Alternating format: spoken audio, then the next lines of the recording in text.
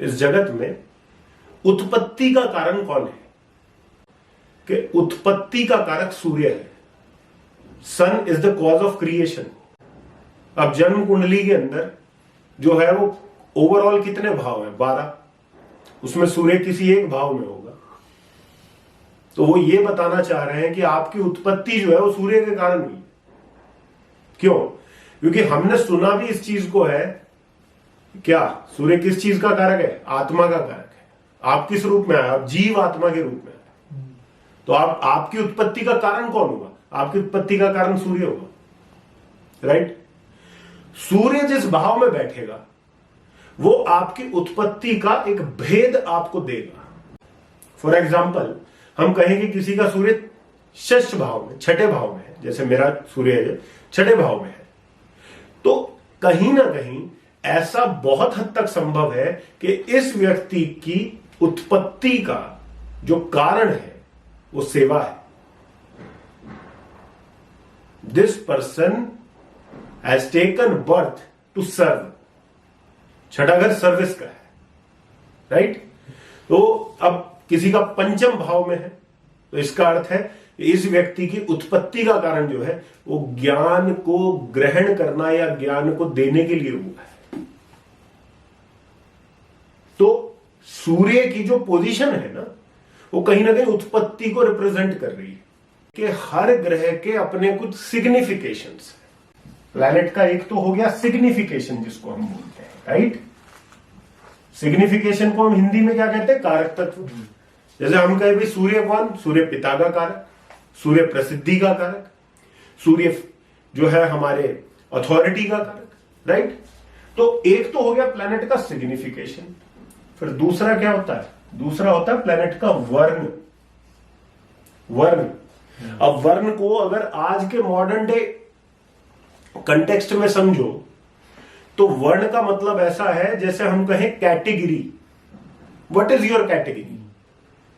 तो सोसाइटी 4 वर्णों में जो है वो कैटेगराइज है, ब्राह्मण, क्षत्रिय, वैश्य, शूद्र। तो अब यहां पर हर प्लेनेट का वर्ण क्यों डिफाइंड है? उसके पीछे रीजन क्या है? फिर जरूरत क्या पड़ी ऋषि को ये बताने की कि इस ग्रह का वर्ण ये है? वो जरूरत इसलिए पड़ी कि हर वर्ण की एक स्पेशलिटी है। हर वर्ण की एक स्पेशलिटी है। इसका अर्थ ये नहीं है कि कौन सा वर्ण श्रेष्ठ है या कौन सा ऊपर है, कौन सा नीचे है। फॉर एग्जाम्पल, ब्राह्मण यदि वर्ण है तो इसका अर्थ यह है कि जिस ग्रह का वर्ण ब्राह्मण है वो ग्रह ज्ञान से संबंधित कार्यों के अंदर वर्णित है। जो ज्ञान से जुड़े जो कार्य है उनके अंदर वो प्लैनेट जो है वो वर्ण द्वारा कैटेगराइज है। इसी प्रकार अगर कोई क्षत्रिय वर्ण में कोई ग्रह है, जैसे सूर्य और मंगल क्या है? वो क्षत्रिय वर्ण है। तो इसका मतलब क्या है कि सूर्य और मंगल कहां अपने आप को कंफर्टेबल फील करेंगे? वो वहां कंफर्टेबल फील करेंगे जहां उनका रोल एक क्षत्रिय का होगा, प्रोटेक्ट करने का होगा। इसलिए आप देखोगे कि डिफेंस फोर्सेस में, आर्मी में, स्पोर्ट्स में आपको सूर्य और मंगल की भूमिका दिखाई देगी। तो यहां आपको यह समझ में आएगा कि जो ऋषि वर्ण की बात कर रहा है वो ऐसे ही नहीं कर रहा। यू हैव सूर्य और Mangal in the 10th house means the profession in which you are, you may be work like a warrior. आप एक क्षत्रिय की भांति कार्य करेंगे, राइट? इसी प्रकार तीसरा वर्ण क्या आता है? वो आता है वैश्य, मीन्स द मर्चेंट क्लास। अब वैश्य में कौन आते हैं? Moon and Mercury. ब्राह्मण में कौन आता है? Jupiter and Venus. तो मून एंड मरकरी कौन है? ये ट्रेडर्स हैं। They love to do business. तो व्हेन यू सी के 10th हाउस में किसी के चंद्रमा और बुध है तो वो व्यक्ति जो कोई भी काम करे, लेकिन उसका जो एक बिहेवियर पैटर्न होगा, एक वर्किंग पैटर्न जो होगा ना, वो ठीक एक बिजनेसमैन के भांति होगा। जिस प्रकार एक बिजनेसमैन एक सोच के साथ एक कार्य करता है ना, ठीक उसी प्रकार ये व्यक्ति अपने कर्म को करेगा जब चंद्रमा और बुध जो है उसके वहां होंगे। वहीं अगर मैं कहूं किसी का सूर्य और मंगल जो है वो 10th हाउस में है तो उसका जो काम करने का तरीका कैसा होगा? एक वॉरियर जैसा होगा। एक वॉरियर जैसा होगा। अब इसका अर्थ ये बिल्कुल भी नहीं है कि जिसका सूर्य और मंगल 10th हाउस में है वो ज्योतिषी नहीं बन सकता, लेकिन यदि वो ज्योतिषी हुआ भी तब भी उसके वर्किंग पैटर्न में आपको वो क्षत्रिय गुण जो है वो दिखाई देंगे, बिकॉज वो उसका वर्ण है। तो चौथा वर्ण क्या हुआ? चौथा वर्ण हुआ शूद्र। व्हाट इज शूद्र? The one who is in service. जो भी व्यक्ति सेवा में है वो शूद्र है। इसलिए तुम देखोगे जब सैटर्न किसी का 10th हाउस में बैठता है या 4th हाउस में बैठता है और वो 10th हाउस को एस्पेक्ट करता है, इसका अर्थ यह है कि आपके कर्म में कहीं ना कहीं सेवा का बहुत बड़ा योगदान रहेगा। Your work, whatever karma you will perform, तो it will have some sort of contribution in your profession. तो इसलिए हमने इसको वर्ण को लिया। थर्ड पे क्या आता है? थर्ड पे आता है एलिमेंट, वी कॉल इट तत्व।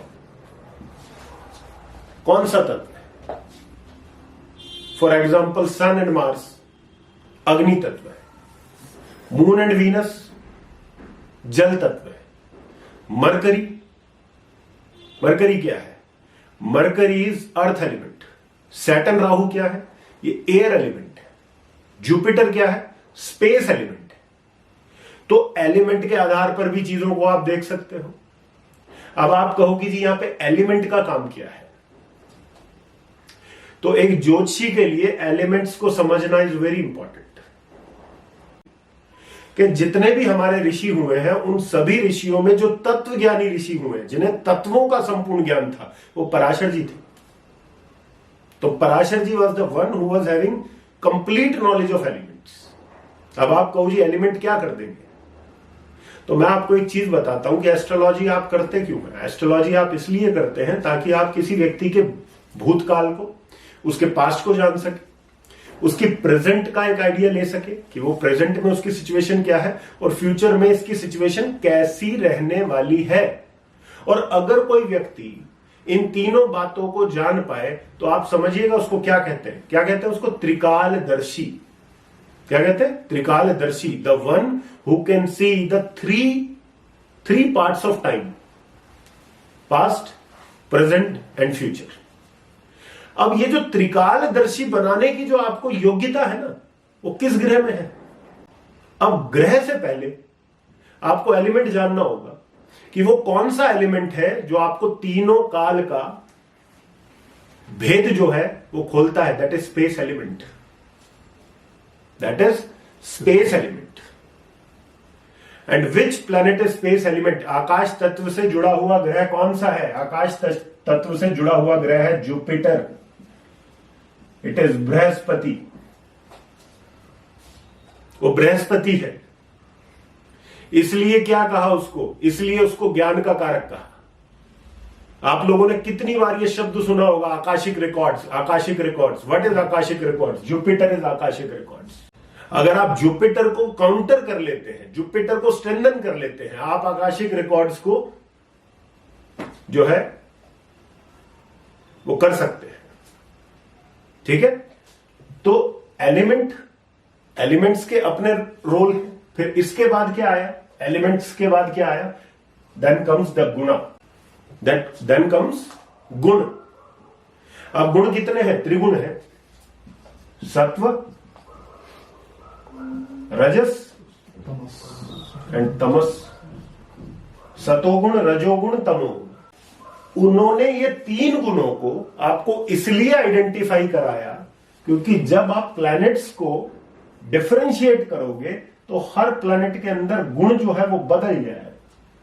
फॉर एग्जाम्पल, आपको पता है सत्वगुणी प्लैनेट कौन है? सत्वगुणी प्लैनेट है sun, moon, Jupiter. These are सत्वगुणी प्लैनेट। तो इसका अर्थ क्या है? इसका अर्थ यह है कि अगर मैं तुमसे यह कहूं कि किसी भी व्यक्ति की पर्सनैलिटी को उसके हॉरोस्कोप से जब तुम एनालाइज करते हो तो उसकी पर्सनैलिटी को एनालाइज करने के लिए आप सर्वप्रथम किस घर पे दृष्टि डालते हो? विच house? First house. First house is the most important house, because first house से आप एक आइडिया लेते हो कि इस व्यक्ति की पर्सनैलिटी क्या है, ये व्यक्ति है कैसा, राइट? तो आप किसी की पर्सनैलिटी को जज किन किन दो फैक्टर्स से करते हो? लग्न से और लग्न लॉर्ड से।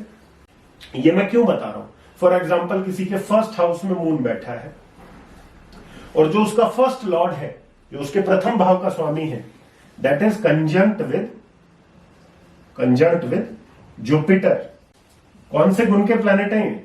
सत्व गुणी प्लैनेट है। उस व्यक्ति में सत्व गुण की प्रधानता ज्यादा होगी। आपको नहीं लगता कि अगर आपको अपने जीवन में आप किसी व्यक्ति को बहुत संतोषजनक स्थिति में पाओगे कि यार ये व्यक्ति बड़ा सेटिस्फाइड सा व्यक्ति है, इस व्यक्ति के अंदर बड़ा सेटिस्फेक्शन दिखता है, बहुत मारामारी नहीं दिखती, तो आपको क्या लगता है किस गुण की प्रधानता उसके अंदर ज्यादा है? अगर वो उसके अंदर संतोष है तो सतोगुण की है। ये हमें जानने की आवश्यकता क्या पड़ी भाई? क्यों हमें वर्ण बता रहे हैं, क्यों हमें एलिमेंट बता रहे हैं, क्यों हमें गुण बता रहे हैं, क्यों हमें रजस तमस ये सब चीजें बताई जा रही हैं? क्योंकि इसका एक उत्तर है, इसके पीछे एक बहुत बड़ा भेद है।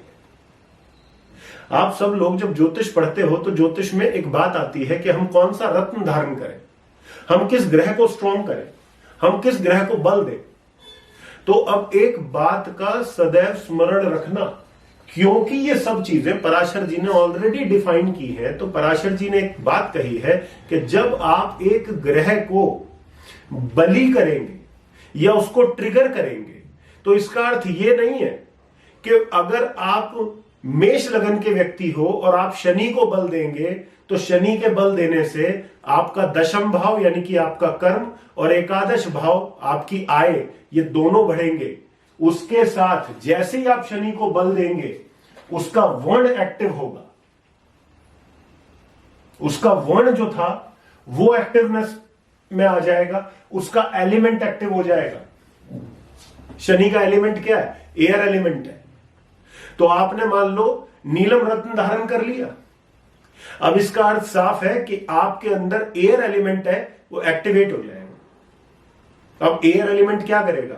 एयर एलिमेंट अगर आपके शरीर में अगर वायु तत्व की प्रधानता है, तो अगर कोई तत्व ऑलरेडी आपके शरीर में अधिक रूप में मौजूद है, उसकी परसेंटेज ज्यादा है, तो उसको और बढ़ाने से क्या होगा? वो इम्बैलेंस हो जाएगा। समझ रहे हो? इम्बैलेंस हो जाएगा। और अगर उसकी बहुत ज्यादा कमी है आपके बॉडी के अंदर और फिर आप उसको धारण कर रहे हो तो क्या होगा? वो बैलेंस हो जाएगा। बात समझ रहे हो? तो इसका अर्थ क्या है कि जब आप किसी भी ग्रह को बल दे रहे हैं तो उसके एलिमेंट को भी बल मिलेगा, फिर उसके गुण को भी बल मिलेगा, राइट? उसके गुण को भी बल मिलेगा। तो अब यहां पर जैसे सैटर्न है, तो सैटर्न के अंदर क्या है? तमोगुण है, तो उसका वो गुण भी एक्टिव होगा, राइट? पराशर जी क्या कह रहे हैं? पराशर जी सूर्य ग्रह को डिफाइन कर रहे हैं। मैत्रेय उनसे पूछ रहे हैं, मैत्रेय ने पूछा हो कि भाई आप ग्रहों को या ग्रहों के रूप को, ग्रहों के कैरेक्टरिस्टिक्स को, ग्रहों का जो चरित्र है उसको डिफाइन करें, उसको बताएं कि ग्रह क्या है, कैसा है, किस तरीके से मैं ग्रह की पहचान करूं। तो पराशर जी क्या कहते हैं? सूर्य शहद के समान। क्या बोला? अब यहां जो वर्ड वो बोल रहे हैं ना,